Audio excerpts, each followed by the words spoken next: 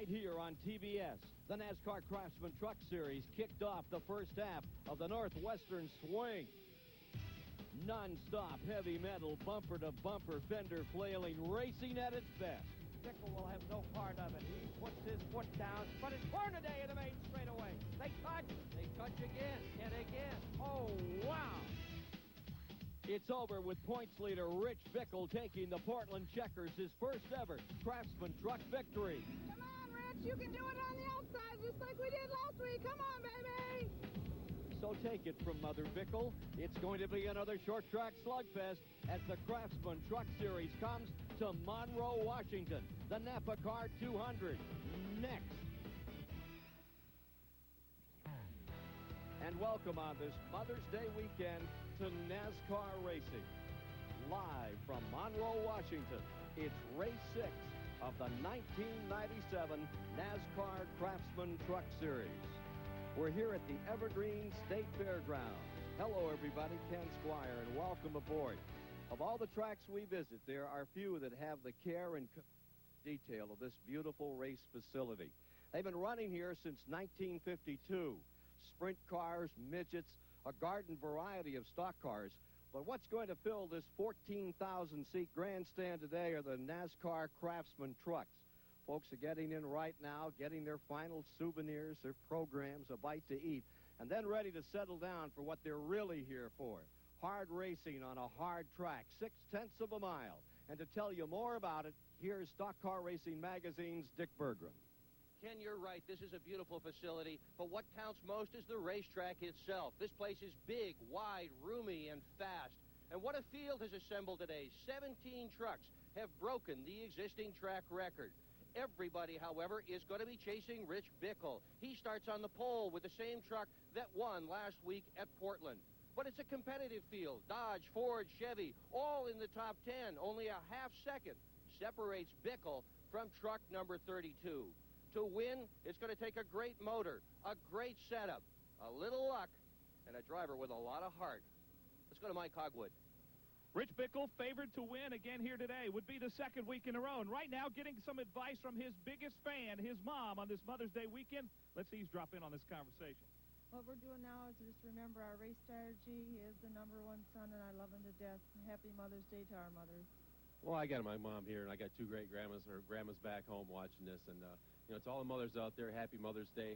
Hopefully put this diehard Chevy back in winner's circle so we have another celebration like we had last weekend, and it was pretty exciting with my first one, and to be able to do that again with Mom here, do this the second time would be awesome. Let's have a good race. Rich Bickle has the word from his #1 fan. Now to Steve Burns. Mike Bless is the defending champion of this race, and he's from just down the road near Portland, Oregon. As we're talking about Mother's Day, the theme, his mother, Rose Bliss, here. Do you have any last-second instructions for your son? Good luck. Have a safe finish, and I love you. Thanks, Mom, and we'll do this one for you and all the mothers, and hopefully we'll be in victory lane. Starting lineup and the start of 200 great laps of NASCAR racing upcoming after these messages. Being rolled out, additional set for 32 trucks, 600 horsepower vehicles that have qualified a half second apart for this $312,000 race. First segment, 100 laps, 101, then we'll take that break and get that final segment in. Steve Burns talked earlier with some of the principals for this weekend's event. And this is the view Ron Hornaday and Rich Bickle had of each other all day last weekend in Portland, side by side, nose to tail for 200 laps. But Rich Bickle was able to pull away for the victory, just barely. Rich, what do we see today? More of the same? We'll expect the same thing between me and Ron, but you add 4 or 5 more trucks to melee today, and you're going to see a great race on TV. All right, Ron, how about you? Can you get by him this weekend? Well, I sure hope so. The Napa Chevrolet's running good, and, you know, it's just management of the tires today, and it's just, if you can pace yourself, and we get up there, we're running with Rich, with starting on the pole, we'll be all right. And Ron Hornaday also starts in the top 10. Folks, this is going to be great racing. Preliminary lap. Take a look at row 1. Rich Bickle won at Portland. Beside him, Rick Corelli. Row 2, Bob Keselowski for Chrysler. And Jack Sprague second in points. Going to row 3, There you have Mike Bliss, the 96 winner of this race, and Ron Barfield for Tom Gloy. In row 4, it's Chuck Bound and Ron Hornaday. Going to row 5, Tony Raines and Joe Ruttman. In row 6, it's Jay Sauter and Michael Dokken. Row 7, Jimmy Hensley and Rick McRae qualifying well. Row 8, open cockpit star Randy Tulsman and Rick Crawford. Row 9, Brandon Butler and Butch Miller. In row 10, it's Andy Gensman and Dan Press, the West Coast veteran. Row 11, T.J. Clark and Boris Said. Row 12, it's Toby Butler and Tony Roper. In row 13, Brian Refner there and Lance Norwick. Row 14, Doug George and Stacy Compton. Row 15, Kenny Irwin there, winner earlier this year, and Dave Resendez. In row 16, you've got Cammy Joe Kirk and Kenny Allen, provisional starters, as we get ready to send this one on its way. And incidentally, Ruttman and Irwin were also provisional starters for today. That's our Econolarge starting grid. In trucks, and you're with Mike Bliss. Gave us that great show here for the Team ASE a year ago. And here's Ron Hornaday getting ready to start from 8th position. Boris Said, the Auto Parts Ford, the federated car. Brandon Butler with that Husky Power Tools Dodge, and Dodge looking for a big day. Richard Petty has flown in just to watch Jimmy Hensley this afternoon. The NHL Ford. Oklahoma City Blazer himself, Lance Norwick, for the NHL car, starting 26 on the field. We do not expect many cautions today. This racetrack has the fewest of any on the circuit, only 4 for 14 laps in each of the 2 races they've run here. These are the ones that didn't qualify. Jimmy Bound didn't make it. Billy Sedgwick didn't make it. Cunningham, Goulet, Rush, and Mark Kinzer. Oh, what a sad time for Mark Kinzer. Spun on the first lap of qualifying, then spun on the second lap. Truck came all the way in from Pennsylvania and didn't make the show. So for Mark Kinzer, it'll be another day, some different. These 3,400-pound, 600-horsepower trucks to those 1,200-pound, 750-horsepower dirt cars that he runs in the Sprint Series for the Outlaws. Down to the line we come, and we're under green. Rolling out into turn number 1 under Chris Morgan's flag. And it's even across, down into the back straightaway among the top 4. Bickle on the inside. He's your winner from last week. Rick Corelli on the outside. Each of those 2 drivers has won 1 time only in their truck careers. Keselowski, 43 truck races yet to win, the many-time ARCA champion. Number 29 there in third, his finest qualifying position. Sprague drops to the inside to defend himself from Mike Bliss in that number 2 truck. Drivers say tire management will be absolutely critical today. They've got to watch the tire wear. You see rubber already blowing to the left of your screen on the racetrack. The tires wear very quickly here at Portland. It's a rough racetrack in terms of tire wear. The High Plains drifter, Rick Corelli from Denver, Colorado, on the outside, giving it all he's got as he goes wheel to wheel with last week's winner, Rich Bickle, and they're still even across. Not for long. Corelli's got him, Ken. Corelli from the outside the last 2 years. Second starting position has won this race. That's where Corelli started, and he's leading right now. Long way to go. And the last time Corelli started in second position was at Bristol last year. He won that, so they're looking forward to this thing for sure. Only truck race that he's won. Right out to the wall. 2 trucks qualified, broke the old record, and broke the 100-mile-an-hour mark for this 0.6 of a mile track. Corelli and Bickle as they continue hammering out in front. And look at Keselowski having this great run in the number 29. Chrysler has come to his aid this year. They've added 8 members to their team, 4 back up in Michigan, 4 here with them, and you can see the difference in that number 29 for Ron Keselowski. Now, 3 races ago, he had his best finish of 6th. Last week, he had his best finish of 5th. And for this race today, his best ever starting position. Keselowski in that 29, the Dodge on the move. Jack Sprague in 4th. Hornaday is challenging right now on the inside. Hornaday trying to move under Bliss as they fight for 5th spot. There you see those front 4. And it's still Bliss hanging on there. And I beg your pardon, that is Barfield in that Tom Gloy truck that's right there banging on the door. Tom Gloy, the number 55 truck, the great Trans Am champion. bought that equipment from Roger Penske, needed a driver. And in getting Ron Barfield in the number 55, he's got himself a racer who can get it done. He finished the top 10 here a year ago. Yeah, Gloy had taken his truck off to 3 of these races and had failed to make the field. So what does he do? He goes out and he talks to Bill Elliott, an old friend that he had raced with before, and Elliott said, I think I got a fellow who can help you. Barfield put that truck into the field in 6th position. This after they couldn't even make the races. There it is, that number 55. Goes back to 1987, 24 Hours of Daytona. Roush Mustang. They put together a team with Bill Elliott, a stock car driver, and the Trans Am champion Tom Gloy, a stock car driver. Bill Elliott was so smooth, so brilliant. He and Gloy have been friends ever since, and of course they won that 24-hour race. And it was Elliott who made the call for Gloy to put Barfield aboard today. And what a job he's doing up there still in 6th spot. Battle for the lead. Bill's up again. Back to the inside. Here comes Bickle. The hole is not there. Rick Corelli holds on. Out of turn 2. Rich Bickle turns up the heat. He's up to the door. Corelli fights him off another time. It's going to be one of those days at Monroe, Washington. Corelli on the outside. Rich Bickle on the inside for first. Keselowski watching right there in 3rd. They go into the first turn low. The trucks will all wash up high. Then they try to drop down low. Corelli couldn't do that coming off the 2nd turn that time. Bickle was right underneath it. It's sort of a diamond kind of pattern that is the fastest way around here. This is not the sort of racetrack where you can pick a line and smoothly just go around. You do have to let the truck drift up when you go into the first turns. It stays a couple of Chevys out in front. And that Dodge hanging on. And there's Bickle down to the inside. Drops the hammer. Pulls up alongside Corelli.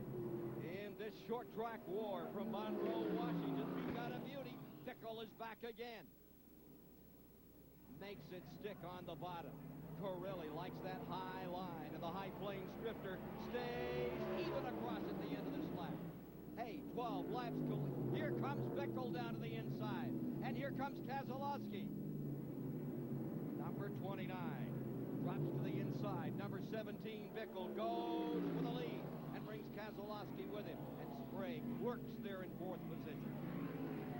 They are all over each other in these early laps. Crew Chief Rick Wren, he's the guy that turns the wrenches on that number 6 that has just dropped into 3rd position. Corelli told his driver, don't worry if we lose a couple of spots at the beginning. Just conserve your tires. The race will come to us. And Barfield continues to work on the outside as if he wants to go up and challenge in the 55. Don't go away. We've got a dandy in the Northwest. We are under green all the way, and look who's in front.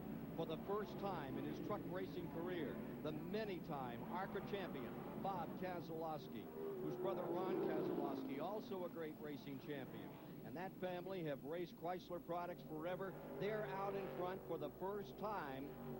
They've been racing this series, 3rd year, 43rd race for Bob Keselowski, and he's pulling away by 2 truck lengths. And he is strong, Ken. So far today, no one has been able to do that. Anyone who has gotten into the lead up until now has barely been able to hang on to it. Keselowski with that Dodge did manage to open up some distance. Well, here comes Bickle, though. He's not going to let him get away. Sprague in 3rd spot. He picked up a position just a couple of laps ago. That's the green truck. Sprague has won 5 times, always on tracks of a mile or better, never won on a short track. Napa scoring as you look down through it. There's Sprague. He's come into 3rd. Corelli, the outside of the front row at the start, back and forth. And look who's up to 5th. Barfield putting on some show in that Ford. 2 Fords there. You're riding right now with that ASE Ford. That's Mike Bliss, last year's winner, holding right on the bottom. Bliss has won 3 of these truck races. He won at Wilkesboro, he won here, and 1 other. Wilkesboro and here are virtually identical. He has basically the same setup he has used to win those 2 races. They say the tires are the same all the way around in these trucks. The way they handle, the way the pavement acts as North Wilkesboro. Take a look at Bliss on the outside. Hornaday on the inside, and here comes Ron Hornaday. the 1995 winner of this event, charging through on the bottom in that break smoker with Joe Ruttman that year. First year, 95, they ran 150 laps. Last year, 200 laps. And this track, they get around better than any other. Fewer laps under caution than any other place they run. We're looking back at Barfield. He's the blue truck on the bottom. Whoa, close going into that turn. Bliss on the outside. Barfield put 2 wheels in the grass a couple of laps ago, trying to get under Bliss, but Bliss has got the spot. There's not much Barfield can do about it. And the 99 of Chuck Bound is in 8th position there. You see it, that number 99? That is Chuck Bound. Right behind him in 9th is Ruttman. Ruttman with that great run last week until he got tangled up with Tammy Joe Kirk and wound up in the wall. That's the same truck that ran so well last week in Portland. Michael Docken back in 10th. Let's go to Mike Hogwood. It is really exciting here in the Keselowski pit with Ron Keselowski who is watching his brother run up him. What is different today? What's happening with Bob? That Mopar Performance Dodge, it's hooked up pretty good. We worked on it hard yesterday. We didn't get to practice the last practice session because of an engine problem. And we went back to the motel last night, talked about a setup, and put it in it. That's what we're doing. What is Bob saying to you? Anything? No, he's not talking at all. He's just talking to the spotter. All right, they're excited down here, but this race is still early, still a long way to go. Take a look at this. Here's Hornaday down the inside. 14,000 people up and shouting as Ron Hornaday makes the move on Pirelli. That's for 4th position. Sprague in the green truck is in 3rd spot. Hornaday on the bottom, Pirelli on the high side. Number 6, Pirelli, getting pinned out there. He's going to fall to 6. Bliss moving up. Even across, they love to watch Ron Hornaday run this 0.6 mile track. You're riding with Mike Bliss. Remember, they can average over 100 miles an hour on this 0.6 mile short track. Some facility here near Seattle, just north of Seattle, where we're broadcasting today. Hornaday, last year's champion in this series with 11 career wins. Straight backing up. Let's review the front of the field for you. Out in that top spot. Now take a look at that 99. Bound, having a great run and bringing Joe Ruttman with him. So you have Keselowski first. Bickle is in 2nd. Sprague has fallen back and taking over in the 3rd position is Ron Hornaday. He's a full straightaway behind the 2 leaders. Hornaday in 3rd, Pirelli in 4th, Bliss in 5th. Then Barfield 6th, number 99. Up to 7th moves Bound. Into 8th comes Ruttman. And 9th on the field would be Michael Docken. With the 10th spot, Sprague. That's Jack Sprague in 10th. And 11th is Raines. In 12th is Jay Sauter. And these are unofficial. We have no scoring at the present time. So we're just kind of winding them up and bringing them to you as they come by us. But there's been no lapping yet. Everybody's on the lead lap so far. Deep into the race, 26 laps in. Everybody's on the same lap. Pirelli having his problems here with Mike Bliss getting through on the outside. And closing up on Hornaday. Well, the leaders have taken off from this group. There's a good bit of racetrack between them and first. Trouble up in turn 3. Jay Sauter has taken Richard Childress' truck around for a circle. Lap 33 as the first caution of the day comes out. We'll take a quick break and be back with you here. 33 laps under green. The trucks are rolling at Monroe, Washington, and it's a great race. State Fairgrounds from the Duralube aerial platform here in Monroe, Washington. Take a look at what happened out here to Jay Sauter back on lap 33. They're working the 36. Gets in to Dan Press and number 75. Get a little bit of that one. Maybe another look can tell. Everybody else seemed to have gotten by all right. Let's see what we can see here. Oh, just tight. Press and Sauter get into it together. Down to Steve Burns. Hey, guys, you were talking about the front runners earlier. Butch Miller started 18th. He is now 12th. He said earlier that he might win this race. His strategy was, and this goes against the very nature of race car drivers, but his strategy was just to hang back and really just be conservative again, that ties into the tire management, but he's trying to go slow so that he can go fast in the second half of the race. Let's go to Mike Hogwood. Some of these guys in the back are really loose. How loose, as Boris said, so loose that when he came in, they put 4 rounds of bite in the car, plus a rubber inside the springs to try to tighten him up a little bit so he can hang on coming out of the corners here. A lot of these trucks really loose here. Let's talk about how they're going to restart. They're coming around to complete 37. I think they're 1 away from the get-go. First caution of the day here. So as the field rolls down out of turn number 4, the big story, we have a Chrysler truck up in front, and they're going to put the yellow out another lap as they come across the line. Bob Keselowski will be your leader when they get the green flag. Bickle will be behind him. And then Ron Hornaday in number 16 is pulled right up. There's Hornaday. He'll be in 3rd spot. Just behind him, it's Mike Bliss running in 4th with that ASE number 2. And then Rick Corelli, who started on the outside pole, and Ron Barfield, and the 99, and Chuck Bound. He's 7th. Bound is 7th. Ruttman would be 8th, and that moves Michael Dokken, doing a great job in the Dana truck, up into 9th. Sprague will be 10th. 18, Tony Raines in the yellow truck. He'll be 11th. 12th will be Butch Miller. And Butch Miller has been on a roll. Crawford will find himself in 13th, and then in 14th is Dan Press, and in 15th is that 02 truck. What a story there. Rick McRae out of Bakersfield, California. Big crash last year. He returned to racing last week, did well early on, didn't finish the event, but he's back here racing. During the yellow flag, T.J. Clark, Stacy Compton, Boris Said, Lance Norrick, all pitted. They are going to restart in the back or a lap down. And Boris Said had to pit twice. He's loose all over the slot, and he wanted to get that one, see if he could get it dialed back in. Pace truck is in. Field is ready. Coming down to complete 38. We're under green. Hornaday is on the charge. He comes back after Bickle into turn number 1. They both hook it up on the inside. Here they come out of the hole, out of turn 2 and down the back straightaway. They close on Keselowski in the 29. Bob Keselowski, number 29, out of Michigan, stays in front. Look at Hornaday. Take it right down to the bottom and then some. Started all the way back in 16th spot, and he's up to 3rd. Hornaday has already won this year, single event.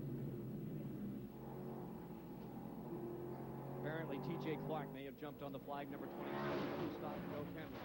Back straightaway, you have Keselowski in front. Bickle is in 2nd, Hornaday in 3rd. Bliss riding 4th, Corelli in 5th, Barfield in 6th. Chuck Bound is 7th, and Ruttman 8th. And down the straightaway they come, with Keselowski pulling the field by 2 truck lengths this time. Wow, is that thing wound up. He is really running. Gary Stanton, the sprint car midget guy, has built the motors in that truck. And last year, Gary Stanton, as an owner, won the USAC Silver. Oh! Bliss stuffs it down on the bottom. Hello, full contact. This is short track racing, isn't it? Yeah, that's Stanton down in Kentucky. He built some great motors. And Keselowski is the proof of the pudding right there as he leads this entire field. And what a great day for Chrysler fans out in front. Lap 41, scoring's up. We've got Keselowski in the lead. Bickle, Bliss, Hornaday, Corelli, Barfield, those front runners. Great show. This is the view from Bliss. He is currently riding in 3rd position. We are looking back at Ron Hornaday. Hornaday, one of the best restarters there is anywhere. He in the number 16 truck. He's not going to like this deal here. We don't have too many caution flags, so he does not get much of an opportunity to play that game. He does go through the gears. 1, 2, 3, 4. Gordy Arbiter from stick only builds the transmissions, and Hornaday is an absolute expert at restarts. But Keselowski is the man of the moment. Here's Bickle back after him. Bickle just not giving away, fighting, nipping away on the rear of that number 29 truck. Bickle trying the high side. He's got a birthday coming up on Tuesday, Rich Bickle does. Going to be, do I dare mention it? No. 36. Well, that sounds like a Walter. Yeah. Yeah, Darrell was 36 for several years, wasn't he? Yeah, I think over a decade. Darrell Waltrip thrilled last week. They took the trophy from Portland, Oregon, down to Sonoma, California, to Sears Point, where he was, and they said he was just about in tears. Great victory. Been a while since 1992. Well, here's Bickle on the outside. Look at this. Even across, out of 4 for the lead, folks. Rich Bickle, number 17, throws it down into turn number 1, and we got a new leader. It's the way he did it last week, too. He did it twice that way. Let's go to Steve Burns. Hey, Dick, I spoke to Darrell Waltrip on Wednesday and asked him how excited he was about watching the truck race when he was at Sears Point. And he said, Burns, I almost threw up. I couldn't do it. Matter of fact, he left his transporter where the satellite dish was hooked up, and Jeff Hammond, his crew chief, had to drag him back in there to watch the end of it. Yeah, and he thought they were going backwards. Well, Hammond says, heck no, and they finally, they bet a nickel or two. They forced Waltrip in there. I'm sure it was just a nickel or two. Yeah, I'm sure it was a nickel or two if it was Darrell. Here's Mike Hogwood. We're down with Richard Petty, who many people know drove a Dodge to a number of victories in Winston Cup racing. How about a Dodge running so well here today? It puts a smile on your face. Yeah, the whole thing's not the right one.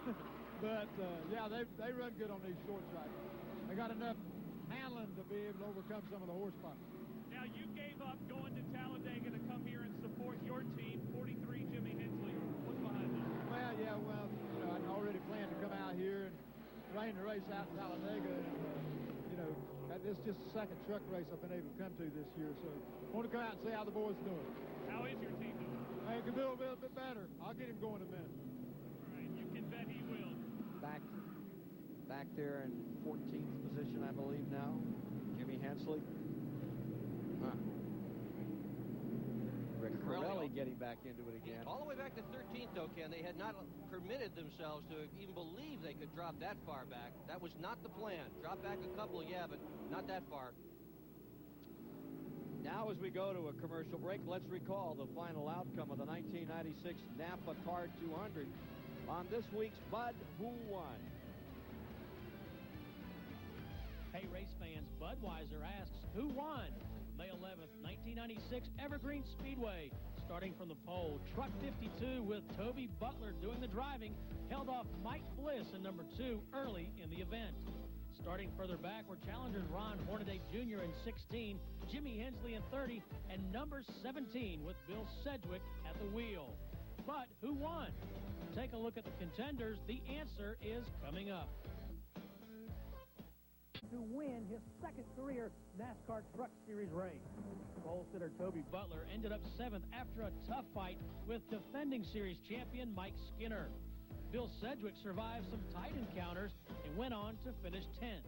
As the challengers fell by the wayside, Bliss and Hornaday Jr. continued a fierce duel to the end.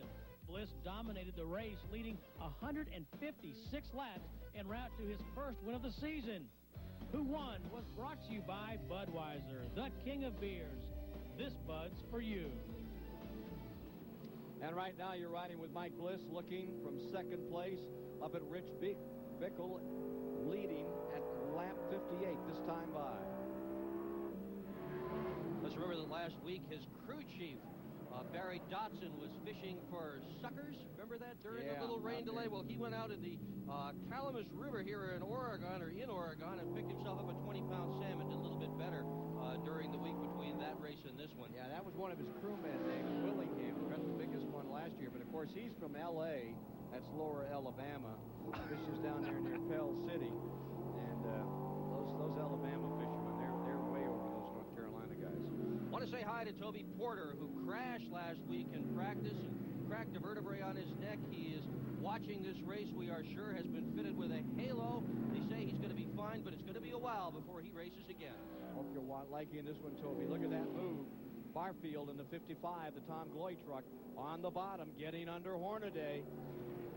Talk about a comer, this guy Barfield.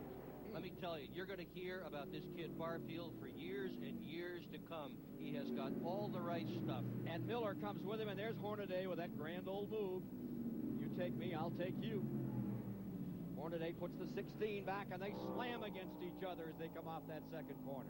Back up to 135, 140 miles an hour. Then they ease it down into turn number 3. 100-mile-an-hour track for these trucks at Monroe, Washington.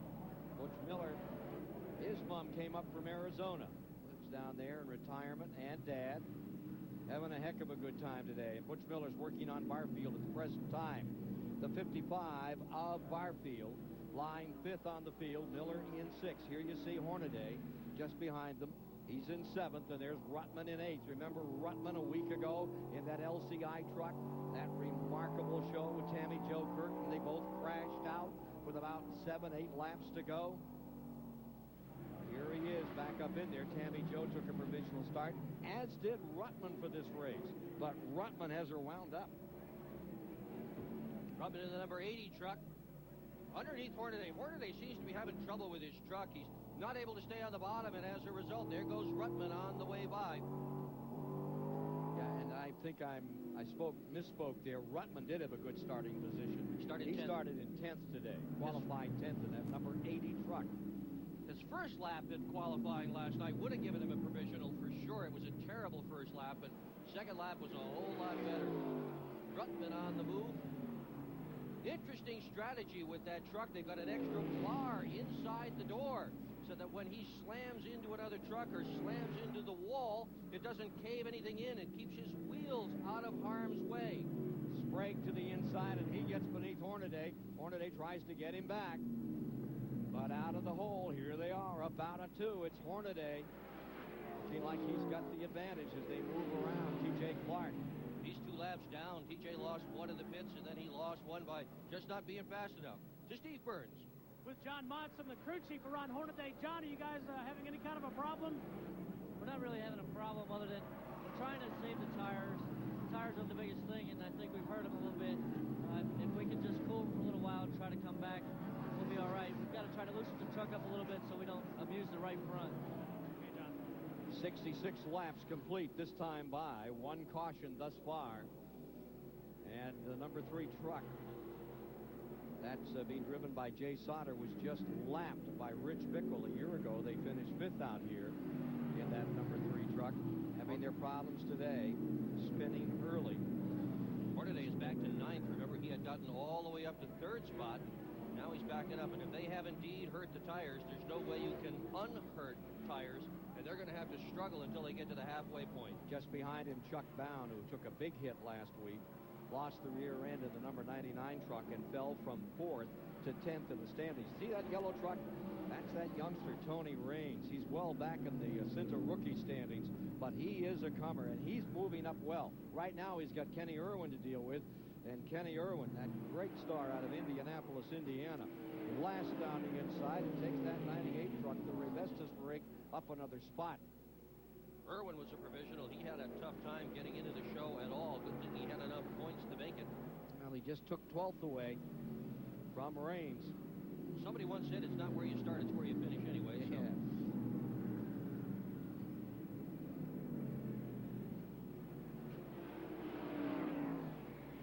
Is Toby Butler.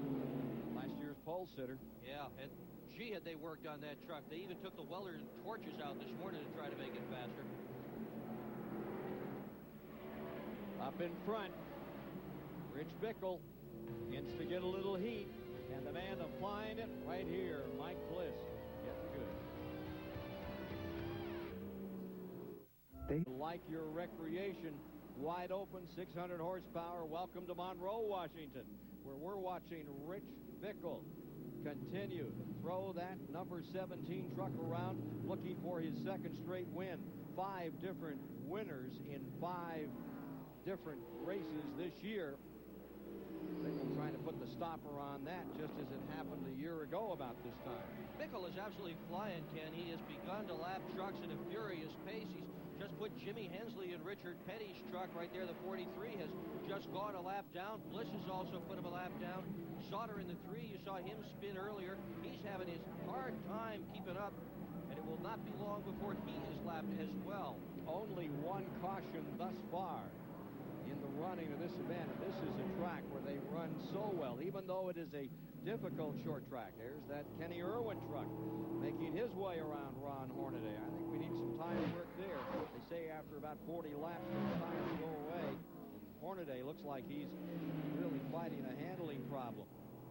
Kenny Irwin getting up around him here. And Toby Butler in the number 52. Butler's truck owned by Kenny Schrader. Got the pole here last year and has been searching the entire weekend for the speed he had last year. Just can't seem to find it. Hometown boy Toby Butler on the pole 6, getting around Ron Hornaday in that Purelator truck. Looking back at Chuck Bound in the number 99, he had his problems last week. Broken differential. Changed it, finished the race way down, many laps off the pace. Here's Bound coming after Hornaday now. Back there, 9th and 10th on the field. They all know he's wounded. They're going to look for him. And what Hornaday has to do now is just hang on, not damage the truck, get to the halfway point. John Munson will throw some treachery at that thing. They'll make a lot of adjustments, put 4 new tires on it, and it'll be a whole new ball game. Look at Corelli in the number 6 who set outside of the... Whoa! Hornaday really in trouble and making a great save. That's worth looking at again sometime. Wow. He had that one sideways, taking the wind right through the side window. Picked it up, kept going. We mentioned Evergreen has the most caution-free laps of all the tracks in the series. 28 of 350. That's about 8%. They really get around this track beautifully. Last year, the last 94 laps, caution-free. That yellow truck, Dave Resendez, he was a provisional, started all the way back in 30 spot. Right now, Resendez is running in 14th. He has passed about half the field here this afternoon. The Hardy truck out of Dawsonville, Georgia. Take another look at Hornaday getting sideways just a moment ago. He earns his money on this one, Ken. Yeah, he does. Corelli on the inside of the 6. 16, watch it. Turn. Hello. And at 100 miles an hour plus on old asphalt, that is a good save. Old asphalt, old tires. We're over 80 laps in now. They are now lapping the 18th place car, truck. I did it. Truck. Well, anyway, they got around Tony Roper out of St. Peters, Missouri in that Concord tool truck. Hey, look at this number 18, Michael Dokken, just past Tony Roper. Great story on Tony Roper and that blue number 31 truck. Roper has packed his wife, his possessions, and everything. He is moving himself to Charlotte to take up a career as a full-time race car and race truck driver. The wife hasn't even seen the house he has picked up, but she's ready to go. Roper said yesterday, I'm going to make it. I know I'm going to make it. Good thing he's got Michelle with him. She'll help. All right, we'll take a quick break and be back with you at Monroe, Washington, where it's Rich Bickle fighting it out for the lead with Bliss and Keselowski. Been lapped. He's back in 15th position. Take a look at this little problem. Now take a look at the surface of that tire. There's a mark going around the inside that's not supposed to be there. That tire is supposed to be perfectly smooth. He's in tire trouble. And that brake's a little warm, too, even before halfway. Steve Burns. Hey, Dick, you're exactly right. I just spoke to John Monson, Hornaday's crew chief, and he said, we do not have any rubber left, and that is the problem. Coming up to the finish on the first half of the Craftsman Truck Race. Monroe, Washington. Hornaday in trouble. But Bickle is the story of the moment, showing 92 laps up on the board.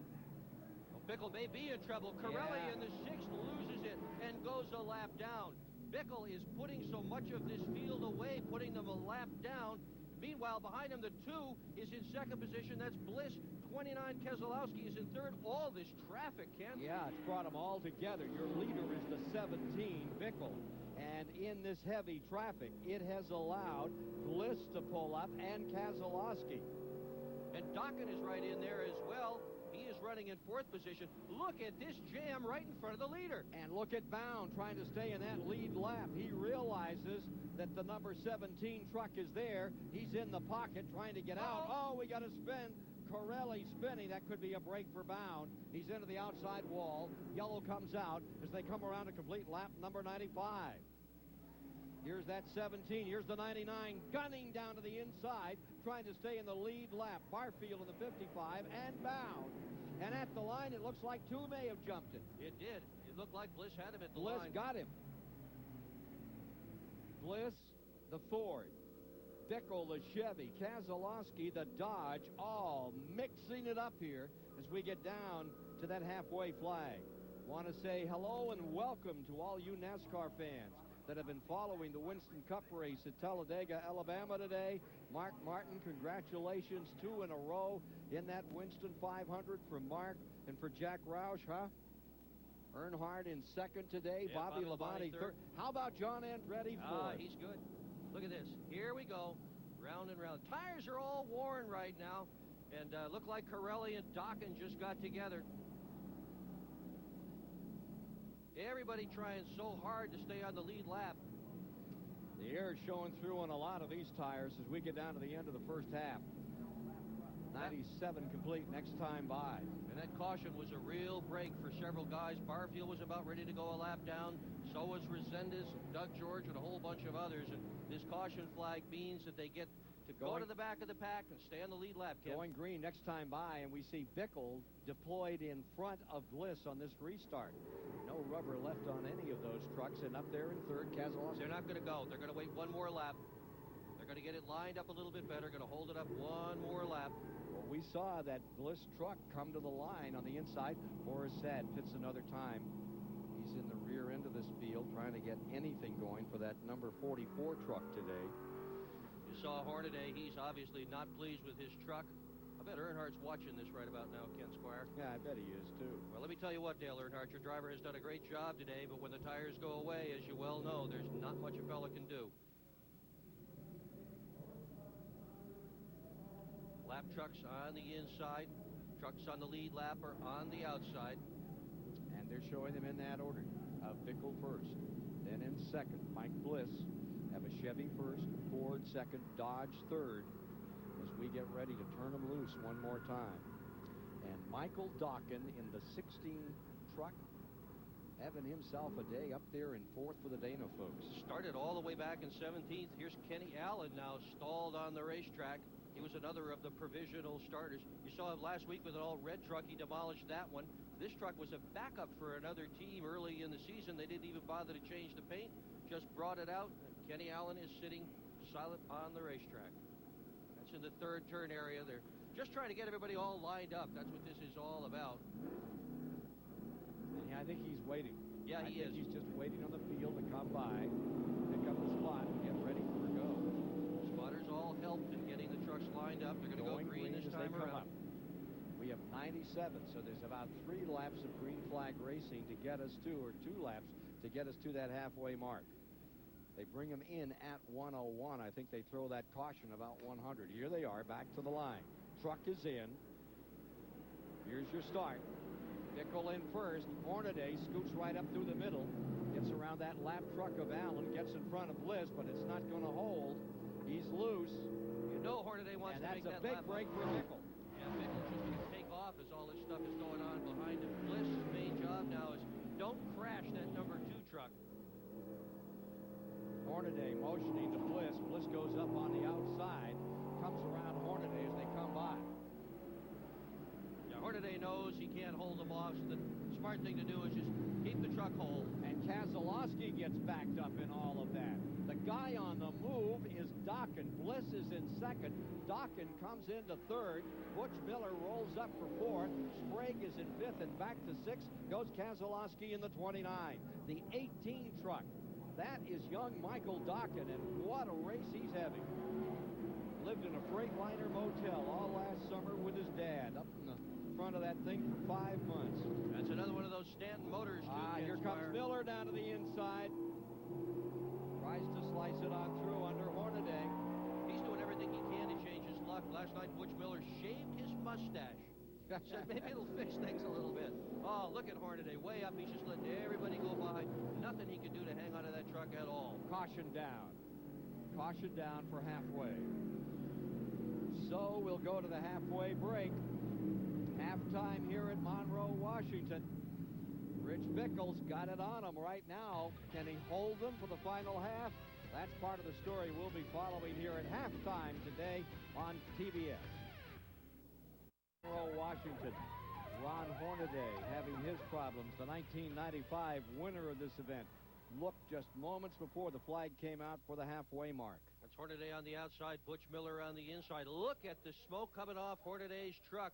Truck wobbles a little bit, and then we had the caution flag. Let's go to Steve Burns. With Ron Hornaday, who's been really battling it. Ron, what's going on? Well, I just didn't judge the track right, I guess. We're just a little tight. We tore the right front tire off it. one of them things. We'll get the Napa Chevrolet. We're going to go ahead and something stupid here. We're going to flop the front spring from left to right and see if that'll make the thing turn. We've been like this since we unloaded, and we just can't figure it out. But we'll get the Napa Chevrolet. We'll see what we can do for him. Okay, Ron, thanks. So it wasn't anything as serious as that smoke might have made one wonder about. Had the whole crowd kind of gasping and coming to their feet. Here's Mike Hogwood. We're with Mike Bliss, who had a really strong first half. Mike, what about this truck first half of the race? It was real good early on. Then at the end, we got pretty tight. We just wore the tires out. Rich is running fast. The Dodge guys were coming up. They saved their tires, looks like, better than we did. Traffic's pretty tough out there, and I think going green, Ron's going to probably want to get his lap back and a few other ones. We're just going to adjust a little bit just to make it turn a little better and get off the corner a little better. But all in all, the ASE Ford's pretty dang good today. What's your strategy going to be, your strategy in the second half? The same as the first half. We're up front, just try to protect second place and then try to get first there at the end there. But you won't get around the 17 truck early on. We'll just have to wait until he wears his tires out and ours may be better. To Steve Burns. Rich, Mike Bliss was just saying his strategy was to see if your tires wear out, but you guys look so strong right now. These guys 2 weeks ago gave me a truck to drive. This year's Die Hard Chevrolet. We took it to Hickory. It was awesome last weekend. I can't say enough of these guys, what they gave me here. This is by far the best truck that I've ever sat in.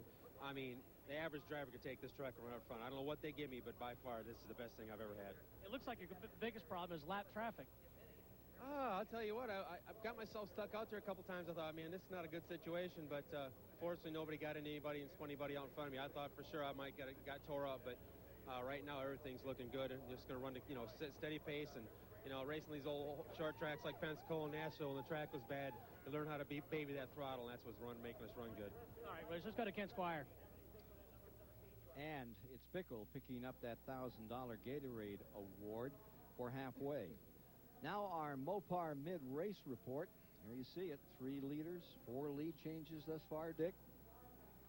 Just 2 caution flags. That's about what we expected. Yep. Bickle has led the most laps at 62. Keselowski in the Dodge, 28. Corelli lost the lead lap. He's a lap down now. He led 11. His Dan Press truck.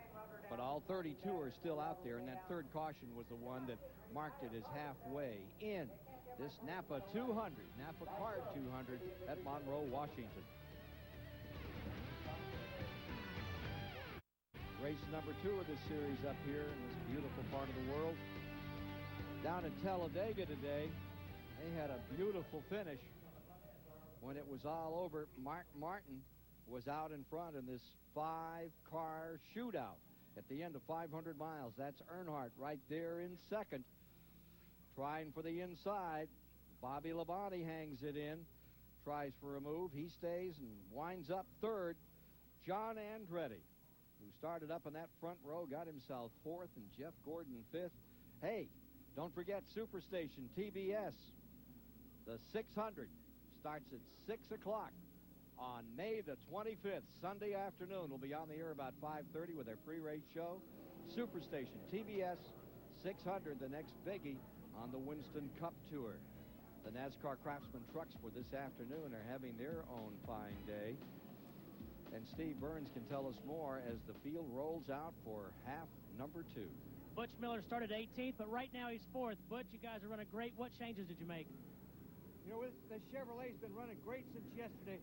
We just had a stupid guy qualify this thing, and he took a 5th-place qualifying truck and put it into the 18th spot. But this thing's good enough to where I expect to be drinking Old Milwaukee in Victory Circle when it's over. All right, attaboy, Butch. Let's go to Mike Hogwood. Michael Dokken getting ready to put the window net up. Michael, what are your thoughts here for the second half? The Dana Dodge is running real good today. The guys have really done a real good job. They've been working hard all year long. The truck's been good every week. We're finally getting some breaks, and hopefully we can just save the truck for the end of the race there.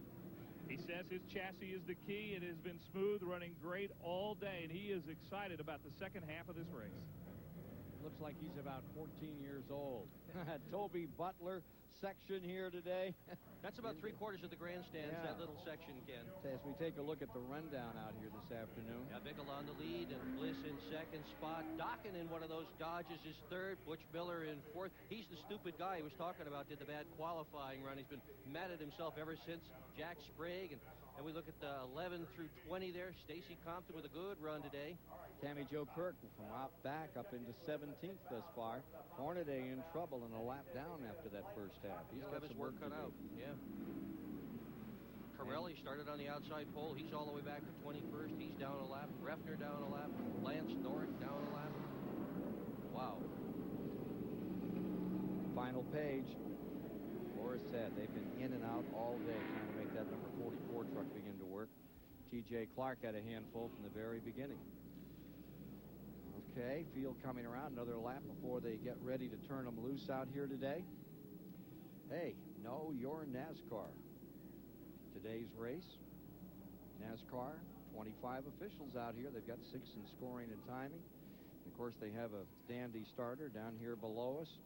But the guys that really count are those guys along pit road. 13 pit road inspectors who do a grand job. You know, we're talking about Boris Said all the way in the back. He had a unique strategy. He called his truck owner, Ernie Irvin, and said, how do I get around this place? It was only Boris's 8th ever oval start today. And Ernie said, try the hippopotamus approach. And Boris said, well, what's the hippopotamus approach? And Ernie said, when you get to where you figure you really ought to get on the brakes, he said, say the word hippopotamus, and then put your foot on the brake. And Boris said, I don't know. This is a tough place on tires. Ernie said, try it. And Boris said, well, I don't know if it's going to work or not, but we're sure going to give it a whirl. I'm not going to try to conserve anything. The hippopotamus approach, Ernie, it didn't work. 13 trucks continue up in the lead lap. Those hippos are having a happy time out here at the present time. Well, can anybody catch Rich Bickle in that 17? He won it last year, just like a year ago. 5 races, 5 winners, and then in the 6th one, had a repeat. It happened with Bickle today and win back-to-back. Make Darrell Waltrip very happy. Right behind him, Mike Bliss, just as consistent. Of course, he has the overall record. Did it in a sprint car on this racetrack. He is going to be tough. And that young Michael Dokken with 1 lap. I'm going to watch this lad in time to come. He looks maybe 14 years of age. He's the one that he and his dad were out there sleeping in the truck for 5 months last year, and they were the ones that were basting turkeys. They would cut a Coca-Cola canister, one of the syrup in it, pour the peanut oil in the bottom, and then they would cook their turkey for the week. They were asked by a couple of motels not to do that in their parking lot anymore. And of course, if they had made a mistake, they'd fire that turkey right through the motel wall. Okay, we're just about ready to go.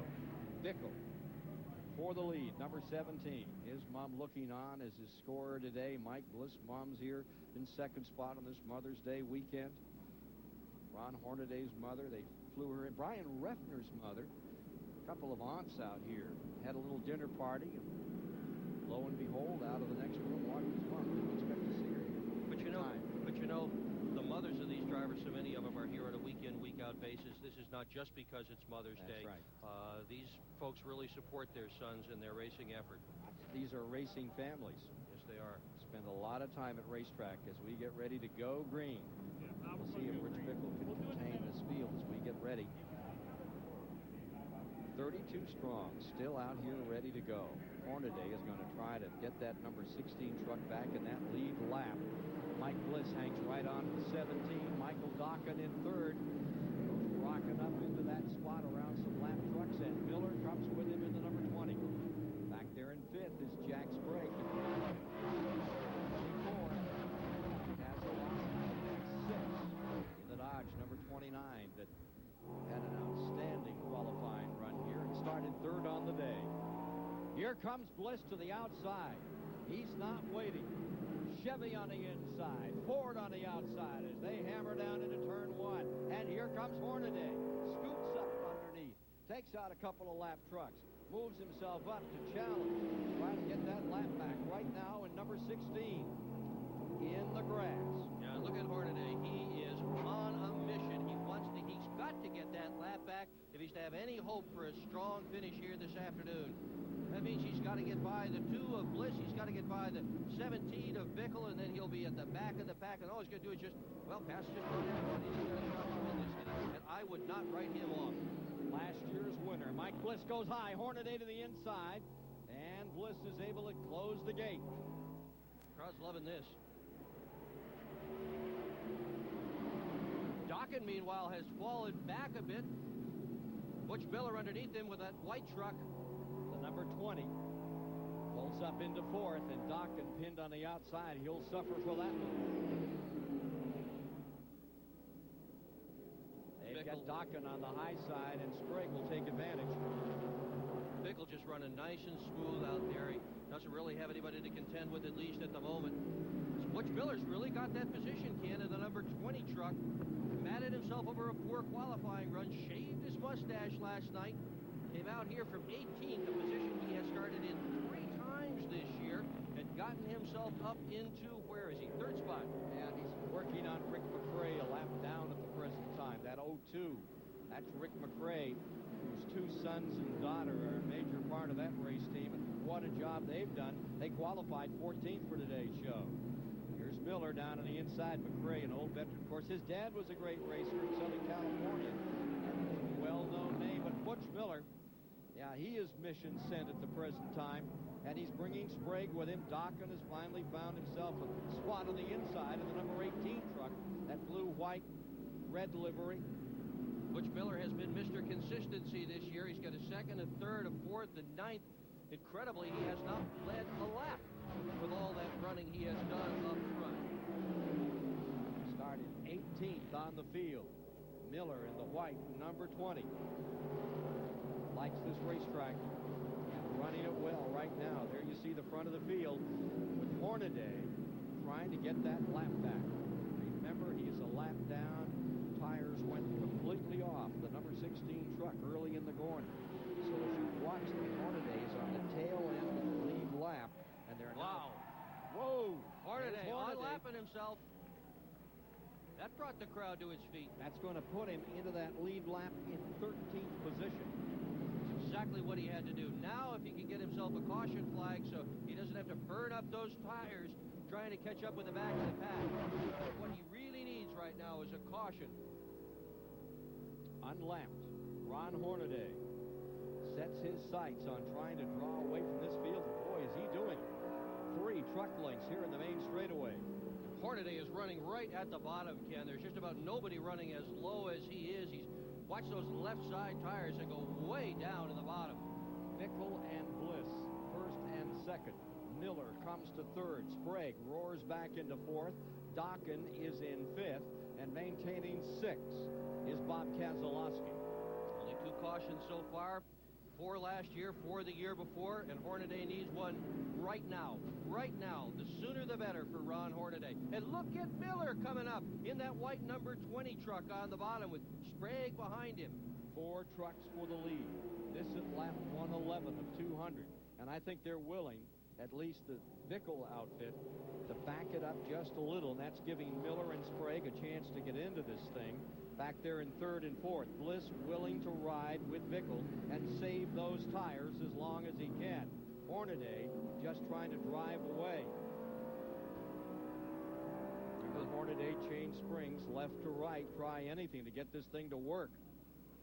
Well, they can't be too conservative because that green number 24 back there is on the move, too. And here comes Miller to the inside on Bliss. Butch Miller is there. Miller making the move. His mother, Jean Miller, will be cheering him on right now. Came all the way up from Green Valley, Arizona, and didn't want to see him finish out of the top. Boy, what a show he's putting on. Went to the barbecue last night. And Dad and wife, the whole family was there. Yeah. Butch's real name, by the way, Henry. You know why they call him Butch? Because he's Henry III, so he named his son Henry, the 4th, I guess that would be. Yeah. Butch Miller was a racer from a young age. He had a great car owner. His mother, the problem was, in those days, she didn't know it. Miller 5th in points coming into this race. The height of 2 years old, he wanted to be a race driver, believe it or not. And when he graduated from high school, he had a huge trophy in the locker room that he couldn't bring home because he was dragging my car. And he was very good at it because he won. But Mom didn't know. Bet you Mom knew. 27th in this race a year ago. Today, Butch Miller, number 20, challenges for the lead, bringing Jack Sprague with him. great truck race, NASCAR Craftsman Truck Series, Monroe, Washington. We're down to lap 116. Only a couple of official cautions, plus that one for halfway. Beautifully driven front four. There you see them, all framed up together. Butch Miller, who's had a lot of experience but loves this truck racing. He's tried everything. Coopersville, Michigan campaigner right now is being challenged, and it's Sprague around him for third spot. Jack Sprague mixing it up and getting back into this thing big time. Remember, Sprague has never won one of these truck races on a short track. 5 wins on tracks a mile long or longer. And when you look at the statistics, they say that Sprague is the mile and up expert. That's why they call him Mile Track Jack. Walking in yesterday, he said, you're going to have to change after this weekend. I'm going to be half mile Jack. 23rd 2 years ago, 12th last year, just about halves it every season. So this is the year Sprague ought to win it. We'll see. Stay with us.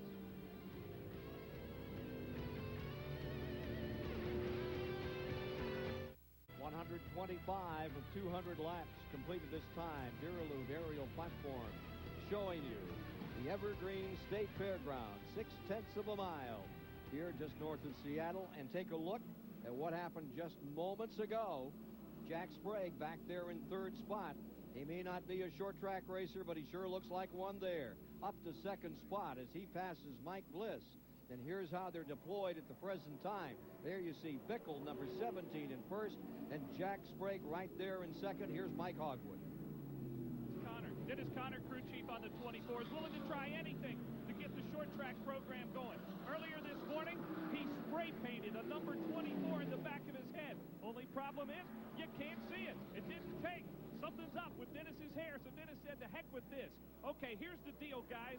If we win this short track race today, I'll shave my head, and you guys can have the honors of doing it. That's got the team pretty fired up as well here. To Steve Burns.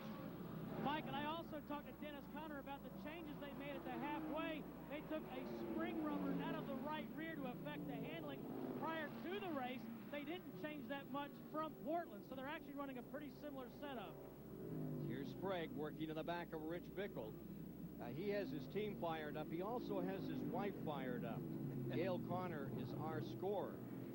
And she says that he may have the opportunity to ride home with the crew or by himself if he shaves his head this afternoon. They win this race. There's a lot of drama here in Monroe, Washington today. Jack Sprague in second spot. Rich Bickle going for 2 in a row. Won that tough old race at Portland just 7 days back. Continues to lead, but look at Sprague. Hang right on and look to the inside. Bickle won't let him in. You know, Ken, we talked about Sprague's numbers last year. He led 766 laps, less than 70 of them on short tracks. This year, coming into this race, he has led 356. Know how many on short tracks? Goose egg, none. Hasn't led a lap yet. If he gets by Bickle, it'll be his first short track lap led in 97. It's not that he can't win or run fast on a short track. In 94, he won 21 of 22 races on a short track in North Carolina. Here's Rich Bickle out in front. He's set on the pole today. If you're just joining us, he broke all the track records. Broke Toby Butler's record, qualified at 23.164, 100.337 miles per hour. 14 trucks broke the record. Look at Sprague, still looking to hammer down on the inside and move through. The old record was 98.8, new record 100.3. The 17 truck of Darrell Waltrip pulled it off last night. Some very dramatic qualifying, and Rick Corelli also broke the 100-mile-per-hour barrier around the 0.6 of a mile track, and Corelli's number 6, which had backed up, seems to be moving toward the front again. But here's where the confrontation is. It's up front for the lead. It's Bickle versus Sprague, and 14,000 folks are galvanized by this one here at Evergreen. This is neat. It really is. Rick Hendrick owns the number 24 truck, so there's a lot of Winston Cup running right up in front here this afternoon at Evergreen. Bickle has had things pretty much his own way all day long. Started on the pole, has by far led the most laps, but Sprague is not going to give up. He is all over Bickle. And here is third spot. That is number 2, Mike Bliss. Just behind him in fourth is Dokken. Dokken in that blue number 18, and back in fifth is Keselowski, and Bob Keselowski carries the Chrysler colors up into that 5th. Remember, he had his best finish just a week ago in Portland, Oregon, in this same number 29 truck. He's looking stout. Yeah, Dodges are 4th and 5th right now, Ken. No Dodge has ever won in this series, and look at Dokken closing in on the two of Bliss.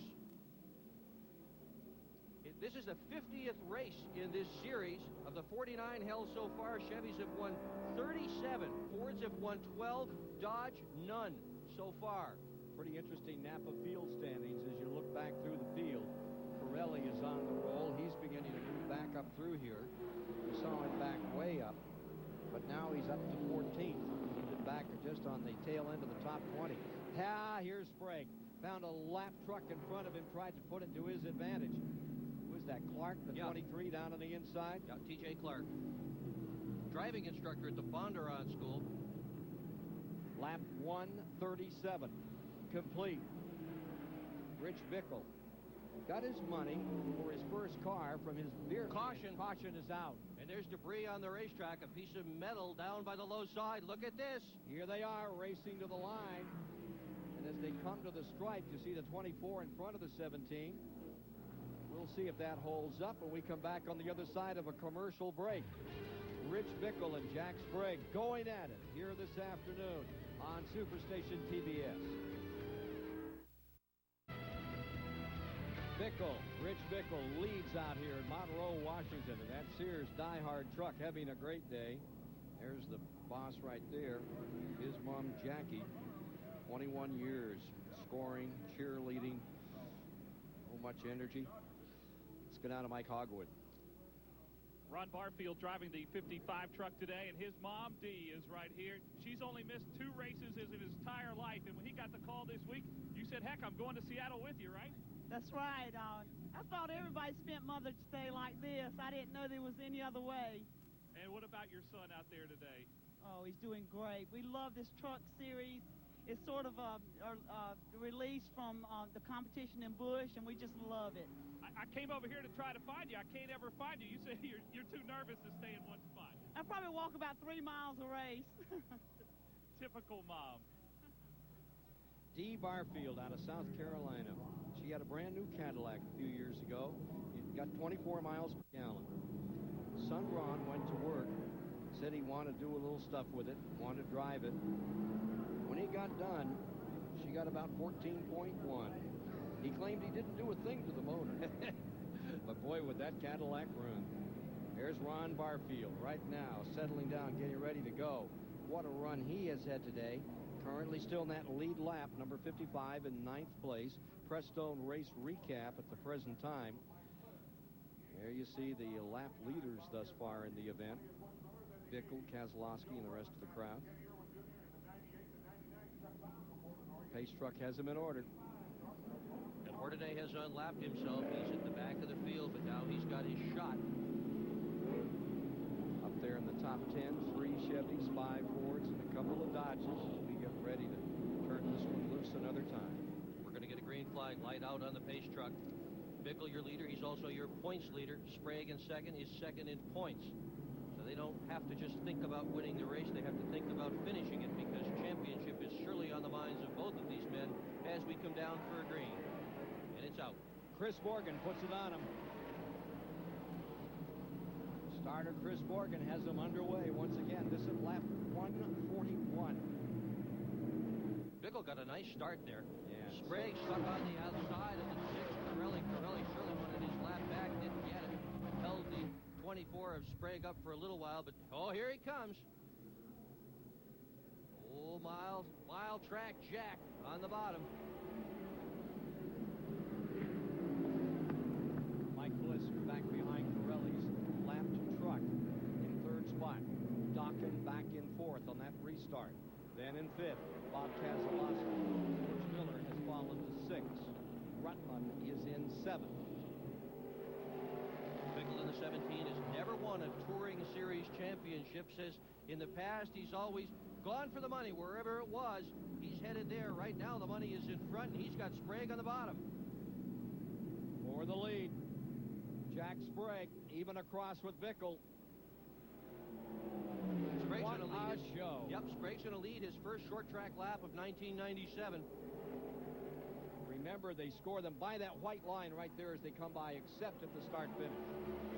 They score them back and forth. Right, So except for the very last lap. Very last lap is right in front of the home grandstand here. The rest of it's in front of a scoring stand. Which is up and 4, except for the official finish, right midpoint of the start-finish line. Here's Hornaday cutting through the field. Remember, he comes from a lap down. What's it look like? 12th? 13th? Yeah, he's 12th now, yeah. On the bottom, I guess. Way downstairs. Just rolling through traffic. Toby Here he Butler comes around that Purolator truck of Toby Butler. He's the next victim. Last year's pole sitter, big favorite out here, won a ton of races on this track. They announced Butler's name, and this grandstand erupts. They're not going to be happy if Hornaday gets by him on the inside. Right after our race today, WCW Wrestling tonight at 7 o'clock here on Superstation TBS. Take you over to Three River Stadium. Trouble up we in got turn a big 1. crash down here in turn 1. We've collected 1, 2, 3 trucks. Boris Said is in it. Rick McRae's 02. Looks like Lance Norwick. And I think that's Kenny Allen up against the wall. Gensman's involved in it as well. Brandon Butler. Norwick's on fire. Norwick's truck is on fire. You're riding in a truck that's on fire. Look at the fire underneath. He probably doesn't know. His spotter is going to tell him for sure he's going to have to look for a fire extinguisher. He's going to stop right at the fire truck. You see it right now. Heading for Norwick's truck. He's going to leave out of here. Wow. Hot box on number 90. Norwick bails out. He's all right. For a guy who follows that cool sport of hockey, he had himself a hot time here in Monroe, Washington. Lance Norwick. Not happy about that one. Let's take a look again at what happened down here in turns 1 and 2. We'll take a look at this incident going into the corner. Collecting them up. Hard running here at Monroe. Lap 149 of 200. Material aerial platform. Giving you a little look of Monroe, Washington. And this race facility where this race is under caution because of this incident in turn 1.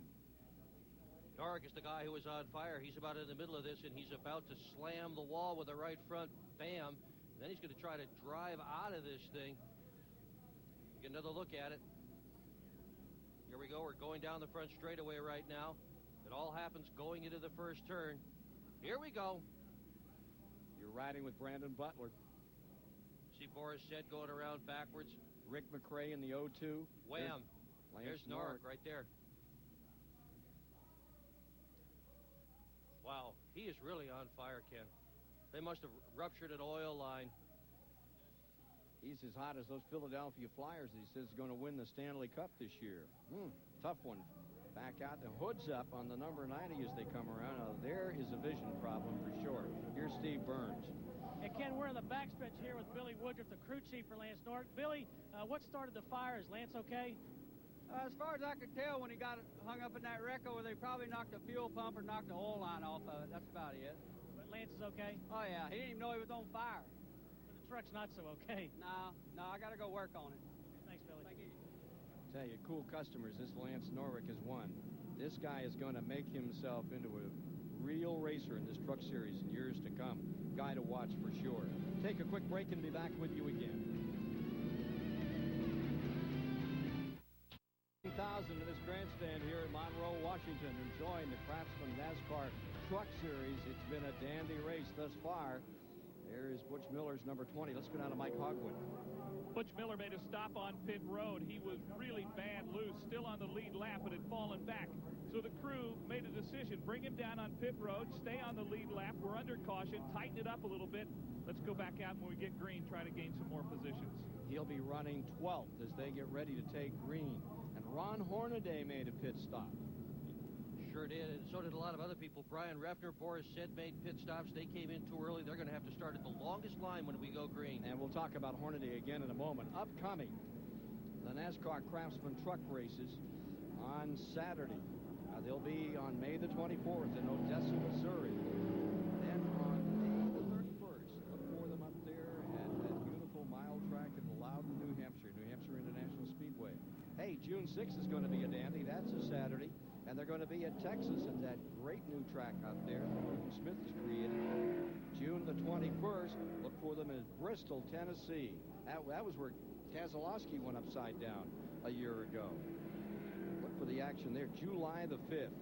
Got to tell you, that Milwaukee show is unbelievable. That's Saturday, July the 5th in Milwaukee, Wisconsin. Then on to Louisville, Kentucky. That, too, is a Saturday event. And the 19th, Colorado National out there in Denver.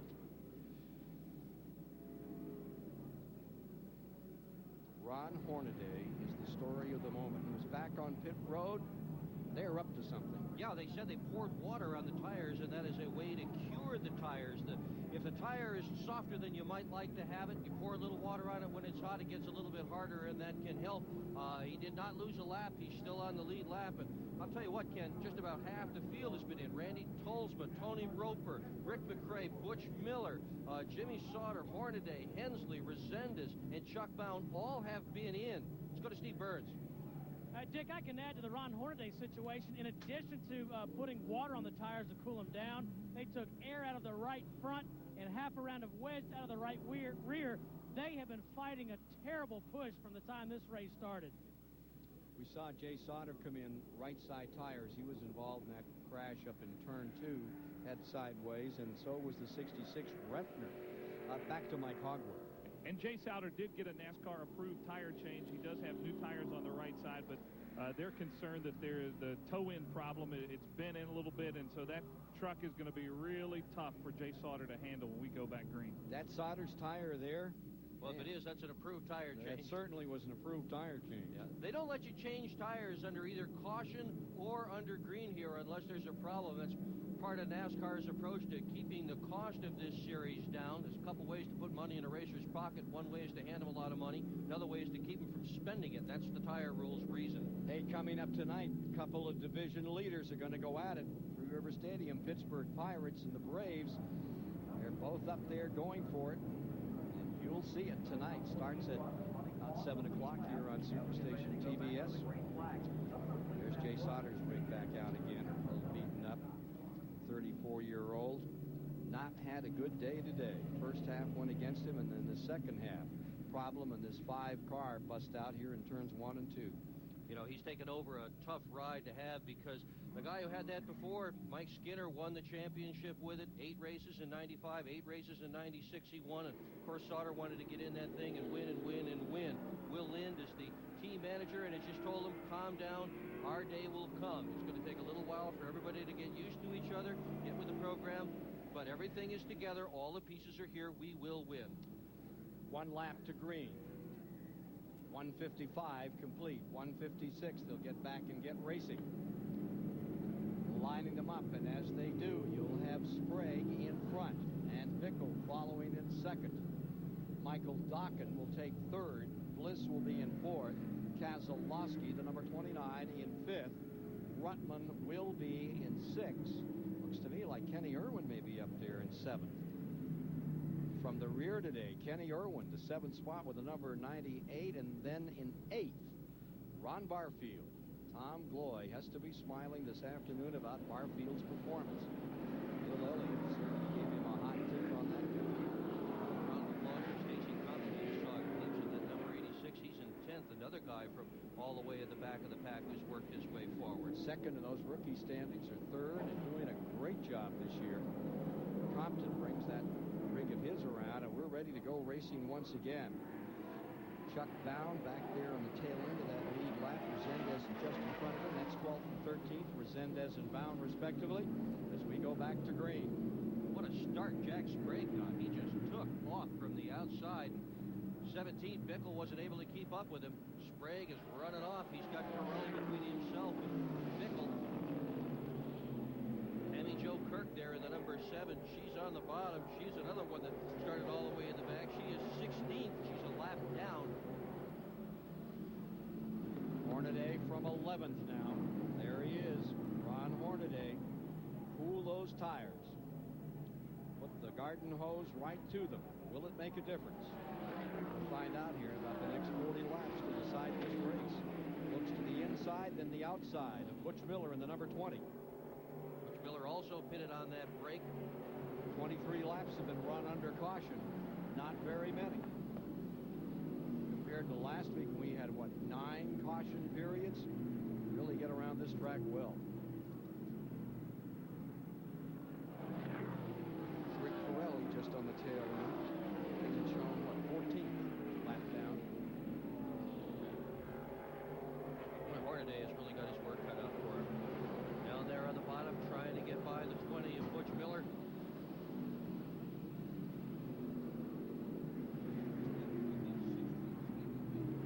Hornaday working on Toby Butler. This is a good race. The 6th truck of Corelli is a lap down, but he has been working hard on Jack Sprague to try to get his lap back. Certainly has seen what Hornaday has been able to do. He started on the outside front row in that number 6. Lost a lap early on in the first half. Now he's in position to be able to take it back if he can just get by Jack Sprague. Bickle back there in third, or rather in second, a lap down. Third on the field, but in second place. Give you a field summary here. Here they come, thrashing down out of 4.